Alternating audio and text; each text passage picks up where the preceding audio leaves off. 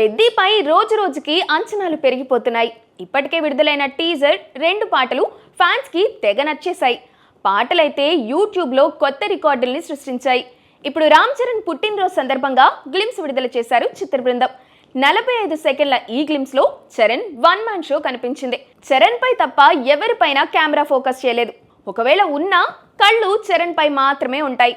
ఎందుకంటే Charan screen presence ఆ range లో ఉంది కాబట్టి. కండలు తిరిగిన దేహం, చేతిలో గద, మైదానంలో కుస్తీ పట్లు, ఈ యాక్షన్ హంగామా అంతా ఫ్యాన్స్ కి నచ్చేలా కనిపించింది. ఇప్పటి వరకు పెద్ది అంటే క్రికెట్టే అనుకున్నారు, కానీ ఇప్పుడు కుస్తీ కూడా వచ్చేసింది.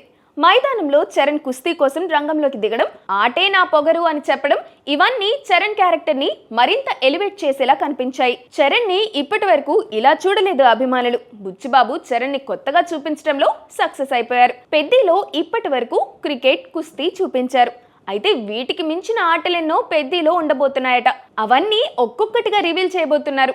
ఏప్రిల్ 30న పెద్దిని రిలీజ్ చేస్తామంటూ నిర్మాతలు మరోసారి ధైర్యంగా ప్రకటించారు. సినిమా వాయిదా పడుతుందేమో అనుకుంటున్న ఈ తరుణంలో మరోసారి అదే రిలీజ్ డేట్ ని అనౌన్స్ చేయడం నిర్మాతల గట్ ఫీలింగ్ తెలియజేస్తుంది. ఫ్యాన్స్ కూడా ఈ సినిమా వాయిదా పడకూడదనే కోరుకుంటున్నారు.